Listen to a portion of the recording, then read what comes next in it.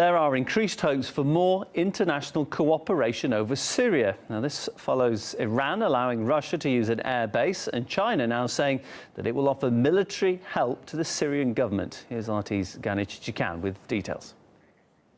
We're learning that China is seeking closer military ties with Syria. A senior Chinese military official just visited Damascus, where he met with the Syrian defense minister. According to the agency, the Chinese and Syrian officials also talked about the possibility for China to provide military training and humanitarian aid to Syria. This talk about the possibility of China providing military training to Syrian government forces marks a change in China's more detached approach to the war in Syria. China had previously praised Russia's role there, but it may now provide more specific support to the fight against terrorists. The Chinese news agency also reported that while in Damascus, the Chinese military official also met with the Russian general.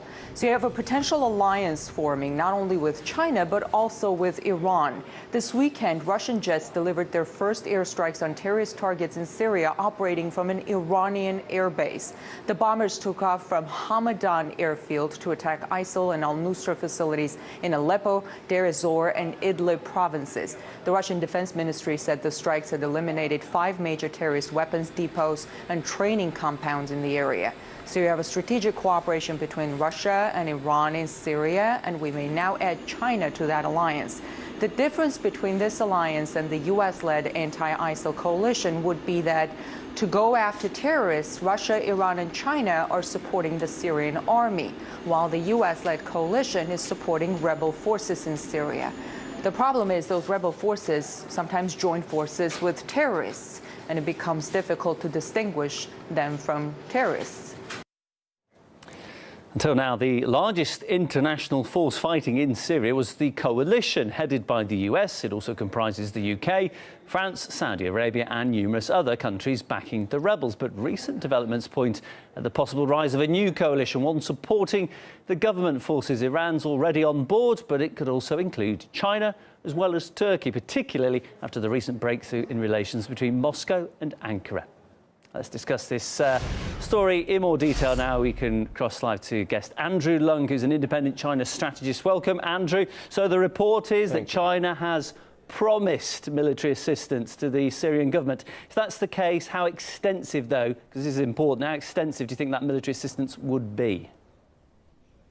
Well, this is really a breakthrough in China's strategies in the Middle East. And that appears to be more coordination with countries like Russia.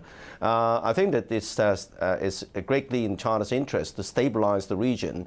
There are 3 kind of reasons. The first, of course, is China sees herself as one of the great powers, and as befitting her status as a great power, there is the responsibility to maintain peace and stability in a very important region in the world.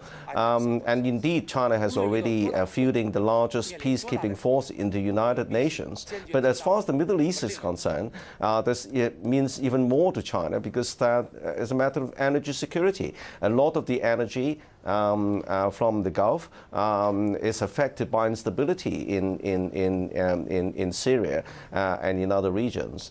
And thirdly, of course, China has recently launched this One Belt, One Road initiative, connecting Central Asia, certain parts in the Middle East and Europe to China through infrastructure. And this is China's grand plan, as it were. So from all these points of view, it is really in China's interest to play a larger role. You say it's in China's interest, they're a major player in the region, but they're relatively late to this party, if I can use that reference. Why did they hold back so long? Well, because in the beginning you can see that the whole region is in a great turmoil. There is not just a black and white kind of thing between the Western-led bloc, as it were, and the bloc led by Russia, but there are other forces at play, and the Middle East and Syria in particular is being used as a proxy theater for rivalry between the Shiites and the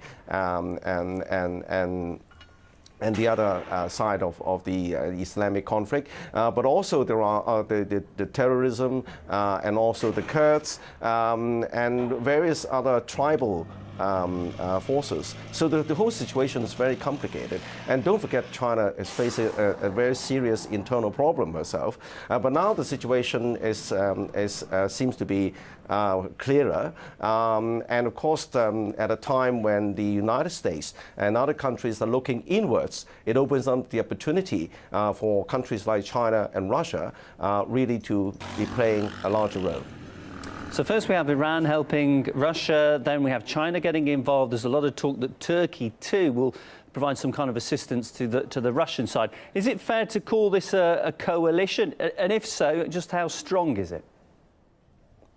Well, in a way, there is definitely more coordination between these countries, China, Russia, and Turkey, who do not see really, toppling the Assad regime in Syria solves the problem.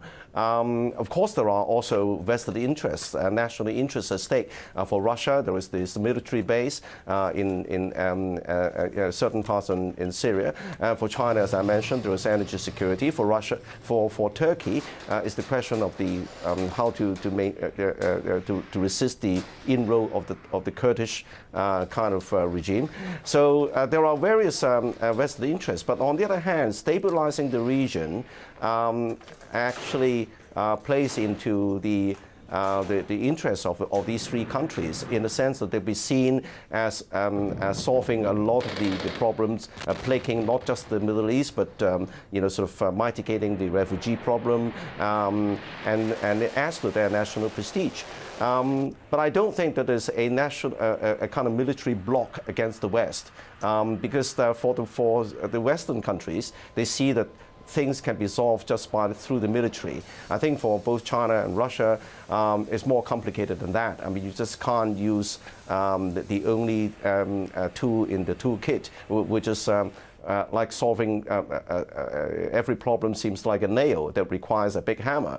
There are lots of ethnic, economic, cultural, religious, geographic kind of differences that need to be managed at first and to be addressed in a more comprehensive manner.